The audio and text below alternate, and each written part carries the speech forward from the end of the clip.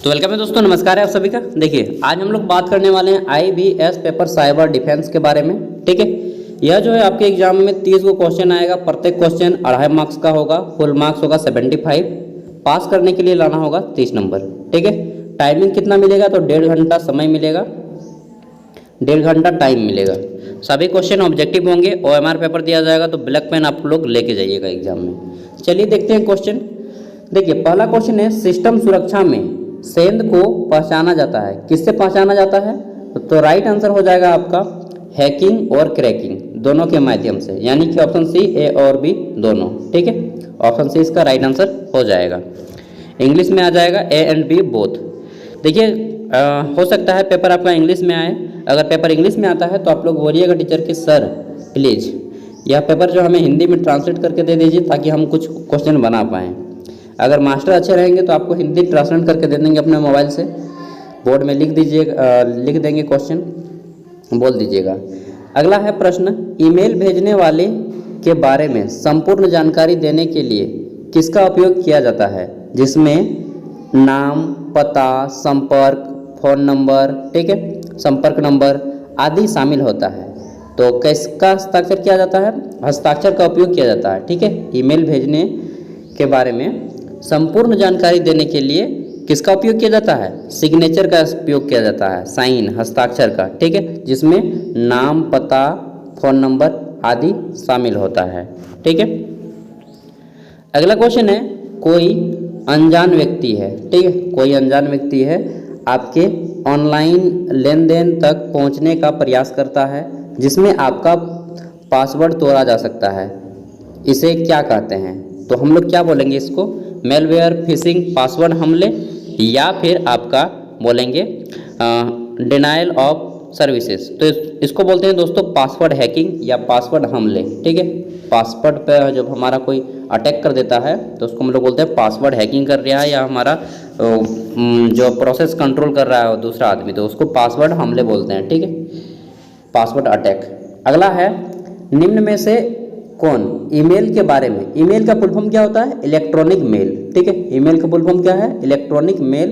और यहाँ पे और एक चीज़ बता दूँ, इंटरनेट जो होता है ना, ठीक है, इंटरनेट का फुल फॉर्म होता है इंटरनेशनल नेटवर्क। इसको भी नोट कर सकते हैं, इंटरनेट का full form international network, email का इलेक्ट्रॉनिक मेल। तो निम्न में से कौन ईमेल के बारे में सही जानकारी देता है? ठीक है, तो देखिए पहला है आपका सिग्नेचर लाइन, दूसरा है ऑब्जेक्ट लाइन, तीसरा है संदेश, चौथा है उपरोक्त सभी। राइट आंसर हो जाएगा आपका ऑब्जेक्ट लाइन ईमेल के बारे में सही जानकारी देता है। ठीक है, देखिए एक मैं आपको ईमेल देके समझाता हूँ। जैसे ये हो गया आपका ईमेल, जैसे कि मेरा खुद ले लेता हूँ, सागर, ज्ञान सागर जैसे लिख दिया मैंने। ठीक है, ज्ञान सागर @gmail.com। तो ये जो आता है हमारा ना @gmail.com, ये gmail.com होता है। ये आपका क्या नाम होता है? इसको बोलते हैं डोमेन, और ये होता है आपका यूजर नेम। ठीक है, ईमेल में कभी भी स्पेस नहीं दिया जाता है, और ईमेल के पहले वाले भाग को बोलते हैं यूजर नेम और दूसरे वाले भाग को बोलते हैं डोमेन। ठीक है, इसको भी जानकारी आप लोग रख लीजिए। अगला क्वेश्चन है हमारा, भारतीय दंड संहिता, ठीक है, इंडियन पिनल कोड इंग्लिश में बोलते हैं। भारतीय दंड संहिता की कौन सी धारा धोखाधड़ी, बेईमानी, बोगस वेबसाइट और धोखाधड़ी को वर्णित करती है? तो दोस्तों इसका सेक्शन यानी कि धारा 420 इससे जुड़ा हुआ है। ठीक है, आगे देख लेते हैं। क्वेश्चन है, इंडियन IT यानी कि भारतीय इंफॉर्मेशन टेक्नोलॉजी IT एक्ट 2000 के अंतर्गत कंप्यूटर अपराध किस सेक्शन में आता है? तो कंप्यूटर अपराध को जो है सेक्शन बी में 66 में रखा गया है। ठीक है, धारा 66 में। आगे देख लेते हैं। तो हमारा है अगला क्वेश्चन, भारतीय IT अधिनियम यानी कि IT मतलब इंफॉर्मेशन टेक्नोलॉजी। ठीक है, इंफॉर्मेशन टेक्नोलॉजी सूचना प्रौद्योगिकी जिसको बोलते हैं। भारतीय सूचना प्रौद्योगिकी अधिनियम 2000 के अंतर्गत कंप्यूटर स्रोत कोड के साथ छेड़छाड़ करना किस सेक्शन में वर्णित किया गया है? ठीक है, तो किस सेक्शन में वर्णित किया गया? राइट आंसर हो जाएगा आपका सेक्शन 65 यानी कि धारा 65। नेक्स्ट क्वेश्चन देख लेते हैं। हमारा क्वेश्चन है, निम्न में से कौन सा कथन सुरक्षित ब्राउजिंग के संदर्भ में सत्य है? ठीक है, तो कौन सा सही है? देखिए पहला है अपने सॉफ्टवेयर को अप टू डेट रखें और एंटीवायरस द्वारा समय समय पर सिस्टम स्कैन करते रहें, ठीक है। जिससे क्या है कि आपके मोबाइल या लैपटॉप जो भी है उसमें वायरस से दूर हो जाए। अगला है सार्वजनिक या मुक्त वाईफाई से बचे, पासवर्ड स्टोर करके न रखें, ठीक है। पासवर्ड को कभी भी स्टोर करके नहीं रखना चाहिए, प्रत्येक 3 महीना में बदलिए, सबसे ज़्यादा बेटर रहेगा। फिर है फिशिंग हमलों से बचें, HTTPS की जांच करें और वित्तीय लेन देनों की निगरानी करें। चेक कीजिए कि सही वेबसाइट है या नहीं है, ठीक है। HTTP का फुल फॉर्म होता है हाइपर टेक्स्ट ट्रांसफर प्रोटोकॉल, ठीक है। एस का मतलब छोटा एस होता है वहाँ पे। उपरोक्त सभी, तो राइट आंसर हो जाएगा उपरोक्त सभी। देखिए दोस्तों, एक ट्रिक मैं बता रहा हूँ, अगर आपको एग्जाम में किसी क्वेश्चन का आंसर ना मालूम हो और अगर उसमें ऑप्शन आता है इनमें से सभी, तो 90% चांस है कि वही ऑप्शन सही होगा जो इनमें से सभी या उपरोक्त सभी, ठीक है, देता है, चाहे ए और बी दोनों। वैसे क्वेश्चन अक्सर सही होते हैं, ठीक है। आगे देख लेते हैं, अगला है denial of services. Denial of services cyber हमले में क्या प्रभावित होता है? तो डिनायल ऑफ सर्विसेज साइबर हमले में कौन प्रभावित होता है? राइट आंसर हो जाएगा कंप्यूटर सिस्टम ओवरलोड, ठीक है। कंप्यूटर सिस्टम ओवरलोड प्रभावित होता है। नेक्स्ट क्वेश्चन है यहाँ पे, निम्न में से कौन मेलवेयर का एक प्रकार है, ठीक है। तो मेलवेयर का कौन प्रकार है? देखिए मैंने क्या बोला था कि उपरोक्त सभी जो ऑप्शन होता है वो 90% संभावना है कि सही हो, तो आपको इसको टिक लगाना है, ठीक है। राइट आंसर हो जाएगा उपरोक्त सभी। नेक्स्ट क्वेश्चन है आपका कि कौन सी सील कंपनी के उच्च स्तर और सुरक्षित मानकों को इंगित करती है? कौन सी सील कंपनी के उच्च स्तर यानी कि हाई लेवल और सिक्योरिटी मानकों को इंगित करती है? तो देखिए यहाँ पे एक ऑप्शन है, मैंने बताया है लेकिन हर बार काम नहीं देगा, ठीक है। उपरोक्त सभी, लेकिन हर बार काम नहीं देगा। क्या बोला था मैंने? 90% सही होता है, 10% संभावना है कि गलती हो। देखिए यहाँ पे आपका प्राइवेसी सेल, ठीक है।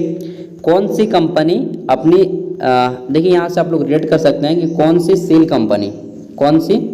कंपनी हाई लेवल के सिक्योरिटी और आपके मानकों को इंगित करती है, तो प्राइवेसी सील इसको बोलते हैं, ठीक है, प्राइवेसी सील। आगे देख लेते हैं, नेक्स्ट क्वेश्चन है, एक मजबूत पासवर्ड बनाने के लिए किस प्रकार उपयोग करना चाहिए? ठीक है, पासवर्ड बनाने के लिए किस प्रकार उपयोग करना चाहिए? तो देखिए यहाँ पे पहला ये वाला देखिए ऑप्शन, कैरेक्टर मतलब ABCD, ठीक है। संख्या 1 2, स्पेशल कैरेक्टर जिसमें आपका हैशटैग आता है, @ आता है, ठीक है, स्टार आता है, इन सभी में से किसी एक का एक अच्छा पासवर्ड होता है कि इन सभी का मैच का उपयोग करें। जैसे मैं पासवर्ड बनाने आप लोग जानते हैं, फिर भी मैं बता देता हूं। जैसे मेरा नाम है सागर, तो S मैं कैपिटल लिख लिया, ठीक है, उसके बाद अपना नाम लिख दिया, किसी अक्षर को छोड़ दे सकता हूं, ठीक है, इस तरह से। फिर आप @ लिख सकते हैं या फिर हैशटैग लिख सकते हैं, फिर 222 लिख सकते हैं, 333 या फिर 503, कोई भी 3 डिजिट का एक नंबर दे दीजिए, ये आपका अच्छा पासवर्ड माना जाता है। इस तरह से अगर आप पासवर्ड बनाते हैं तो, ठीक है। तो एड्रेस या हैशटैग जो आया वह आपका हो गया क्या? स्पेशल कैरेक्टर, ठीक है। संख्या 1 2 3 जो आया, जो भी है आप रखते हैं 0 2 5 0 to 9 के बीच में, वो सभी संख्याएं और कैरेक्टर ABCD हो गया, समझ गए? तो इससे मिलकर आपका एक अच्छा पासवर्ड बनता है। अगला है, इस प्रकार के हमले में हमलावर विज्ञापनों को अपलोड करते हैं और जब आप इन पर क्लिक करते हैं तो एक मेलवेयर आपके सिस्टम पर स्वतः डाउनलोड हो जाता है, ठीक है। इसको क्या बोला जाता है? तो दोस्तों इसको बोलते हैं मेलवर्टाइजिंग, ठीक है, मेलवर्टाइजिंग बोलते हैं। कैसे? एग्जाम्पल के थ्रू मैं समझाता हूँ। जैसे आपने कोई वेबसाइट देखा, जनरली जब आप एडल्ट वेबसाइट पे विजिट करते हैं, ठीक है, आप लोग तो जानते ही होंगे, तो आपके सामने का आता है यार 500 रुपये का आपने फ़ोन कूपन जीता है, इस पर क्लिक करें और अपना फ़ोन कूपन लें, ठीक है। चाहे आपको कोई ऐड दिखाया जाता है ऐसा कि आप आकर्षित हो जाएंगे, आपने अभी जीता है एक बम्पर कार, ठीक है। तो उसी को बोलते हैं क्या बोलते हैं? विज्ञापन, ठीक है। विज्ञापन अपलोड करते हैं और आप क्लिक करते हैं और आप फंस जाते हैं, फिर आपका जो है मोबाइल हैक हो जाता है, कंप्यूटर हैक हो जाता है। और कभी कभी क्या होता है, मैं यहाँ पे थोड़ा सा डिस्कस करूँगा क्योंकि ये आपका लाइफ से जुड़ा हुआ रहेगा। जब आप ये लैपटॉप है आपका, मान लीजिए कंप्यूटर, ठीक है, और ये लैपटॉप में क्या होता है, कभी कभी आप एडल्ट वेबसाइट पे विजिट करते हैं ये लैपटॉप पे, ठीक है। एक मिनट रुकिए, मुझे बनाने दीजिए पहले अच्छा से। हाँ ठीक है, ये लैपटॉप है आपका कंप्यूटर, और आप एडल्ट वेबसाइट यहाँ पे विजिट कर लेंगे ना, तो यहाँ पे क्या होता है कि एडल्ट वेबसाइट में आपको एक आ जाएगा पुलिस गाड़ी जैसा CBI की 537,000 या 5,000 का फाइन लग गया है, नहीं तो आपका कंप्यूटर 24 घंटे के अंदर हैक हो जाएगा, ठीक है, और आपके घर के अंदर पुलिस आ जाएगी। ऐसा कुछ नहीं होता है दोस्तों, ठीक है।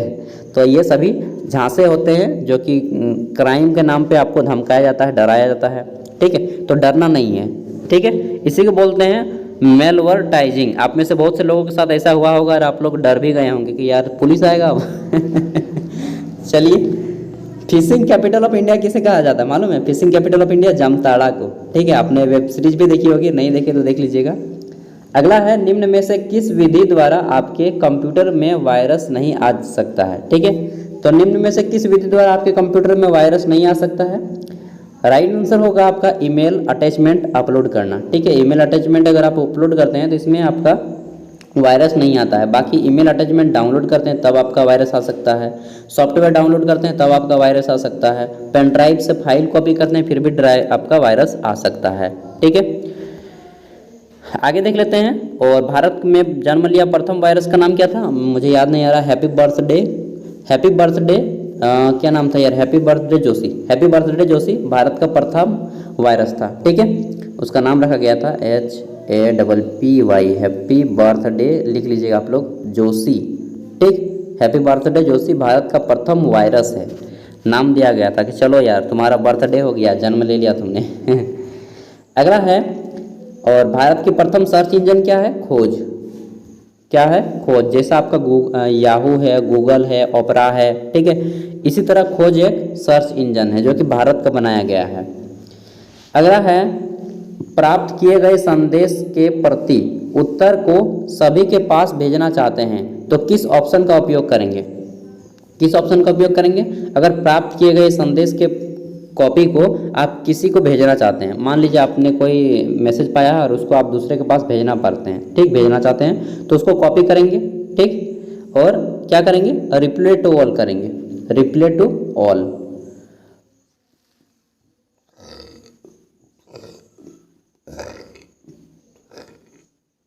चलिए, ये हो गया। आगे देख लेते हैं। नेक्स्ट है, एक मिनट दोस्तों, मुझे यहाँ पे थोड़ा सा डाउट लग रहा है। फॉरवर्ड टू ऑल होगा यार यहाँ पे, ठीक है, फॉरवर्ड टू ऑल होगा। प्राप्त किए गए संदेश के प्रति उत्तर को सभी के पास भेजना चाहते हैं तो किस ऑप्शन का उपयोग करेंगे? ये फॉरवर्ड टू ऑल होगा, ठीक है, इसलिए मुझे थोड़ा सा डाउट लग रहा था। यहाँ पे गलत है, option A forward to all होगा, ऑप्शन डी। नेक्स्ट क्वेश्चन है, प्रश्न है, ए डैश एक अवांछित संदेश ईमेल होती है। कौन एक अवांछित संदेश ईमेल होती है जो आमतौर पर इंटरफेस विज्ञापन, ठीक है, फिशिंग, मॉलवेयर फैलाने के लिए भेजी जाती है, ठीक है। तो राइट आंसर होता है स्पैम। स्पैम किसको बोलते हैं? आपको सुने होंगे, स्पैम कॉल आ रहा है, स्पैम SMS आ रहा है। तो जब कोई हमारे बिना अनुमति के जब हमें कोई SMS या कॉल करता है, चाहे वो कोई भी पर्सन ही क्यों ना हो, उसको स्पैम बोला जाता है, ठीक है। जब कोई व्यक्ति हमारे बिना अनुमति के हमें बार बार फ़ोन करता है, बार बार SMS करता है, ठीक है, मैसेज करता है, तो उसी को हम लोग स्पैम बोलते हैं, ठीक है। और उसका उद्देश्य क्या होता है ऐसे व्यक्ति का? या तो फिशिंग मेलवेयर फैलाना। फिशिंग मतलब होता है आपका कि ऐसे कुछ कार्य करना जिससे आपकी क्षति होती है, अकाउंट से आपका OTP ले लेना, ये आपका फिशिंग का एक अच्छा उदाहरण है, ठीक है। आगे देख लेते हैं। नेक्स्ट है आपका बैंकिंग या वित्तीय लेन देन। क्या लेन देन? बैंकिंग या वित्तीय लेन देन संबंधी वेबसाइट हो हेतु सुरक्षित ब्राउजिंग का तरीका है। कौन सा ब्राउजिंग का तरीका है? तो देखिए, ए और बी दोनों यहाँ पर राइट आंसर हो जाएगा। मतलब कि समय समय पर पासवर्ड बदलते रहें। मैंने क्या बोला कि 3-3 महीने पे पासवर्ड आपको बदलते रहना चाहिए। नेक्स्ट है आपका HTTPS और आपका पैडलॉक साइट का सही उपयोग करें, ठीक है। HTTPS देख लीजिए कि यार यह सही वेबसाइट है ना, तभी आप विजिट कीजिए, नहीं तो ऐसे वेबसाइट में मत घुस जाइएगा, फिर बोलेगा कि अपना मोबाइल नंबर रजिस्टर कीजिए तब जाके आप आगे बढ़ सकते हैं। तो जो भी वेबसाइट आपको इस तरह से बोलता है, सावधान हो जाइए, वहाँ पे ठगने की संभावना बहुत ज़्यादा होती है, ठीक है, बहुत ज़्यादा। आगे देख लेते हैं। अगला है भारत में साइबर अपराध और ई कॉमर्स मतलब जब आप व्यापार ऑनलाइन तरीके से करते हैं तो इसी को ई कॉमर्स कहा जाता है, ठीक है। ई कॉमर्स किसे कहते हैं? ऑनलाइन माध्यम में व्यापार करना ई कॉमर्स कहलाता है। ठीक है, तो भारत में साइबर अपराध और ई कॉमर्स से संबंधित कानून है। कौन सा कानून है? IT act 2000, IT act 2000। ठीक है, आईटी मतलब मैंने बता दिया इंफॉर्मेशन टेक्नोलॉजी, हिंदी में और क्या बोलेंगे, इंफॉर्मेशन सूचना प्रौद्योगिकी। ठीक है, आगे देख लेते हैं। नेक्स्ट क्वेश्चन है हमारा, डैश को की लॉगर के नाम से भी जाना जाता है। यह आपके सभी ईमेल स्ट्रोक्स को रिकॉर्ड करता है और नियमित अवधि पर स्क्रीनशॉट भी भेज देता है। तो इसको क्या बोलते हैं? इसको बोलते हैं स्पाईवेयर। ठीक है, स्पाईवेयर। नेक्स्ट क्वेश्चन देखिए, क्वेश्चन है हमारा, भारतीय संविदा अधिनियम 1872 किस प्रकार के अपराध का उल्लेख करता है? तो राइट आंसर हो जाएगा आपका ऑप्शन ए एंड बी दोनों, मतलब कि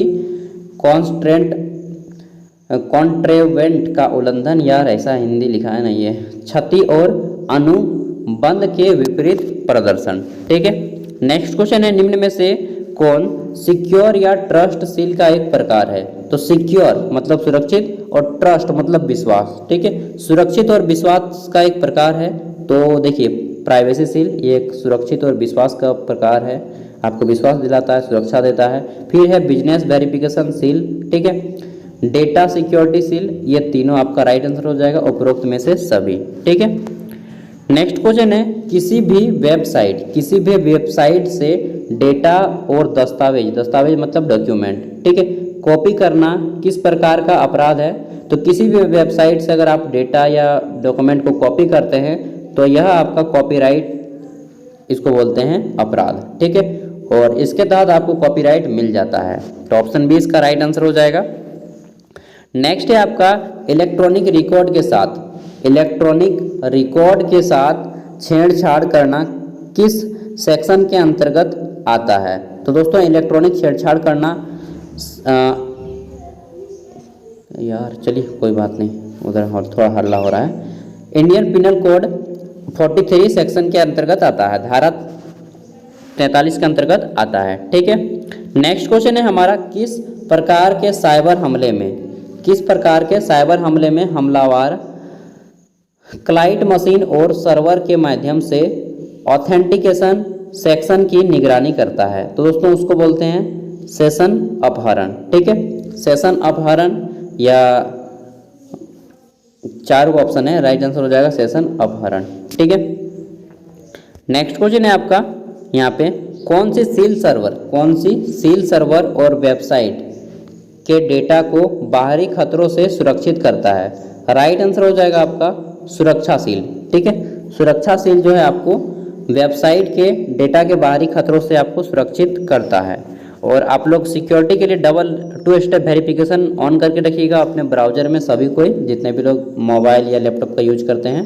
उससे क्या है कि आपको कोई हैक नहीं कर पाएगा जल्दी, आपको तुरंत अलर्ट आ जाएगा, आपके मोबाइल पे कोड आएगा, उस कोड को दबाना पड़ेगा OTP लेने के बाद भी, तब जाके वहाँ पे काम कर पड़ता है। तो आप लोग सब कुछ 2 स्टेप वेरिफिकेशन ऑन कर लीजिएगा। भारतीय दंड संहिता की कौन सी धारा विश्वासघात को अपराध को वर्णित करता है? अगर आप विश्वासघात करते हैं, किसी के साथ छल कपट करते हैं, तो कौन सी धारा आपको लगेगा? आपको लगेगा सेक्शन 406, धारा 406। ठीक है, नेक्स्ट है आपका, किस प्रकार के हमले में DNS प्रक्रिया में छेड़छाड़ की जाती है जिससे ट्रैफिक को किसी अवैध वेबसाइट पर प्रेषित कर दिया जाता है? ठीक है, तो इसको बोलते हैं हम लोग DNS पॉइजनिंग।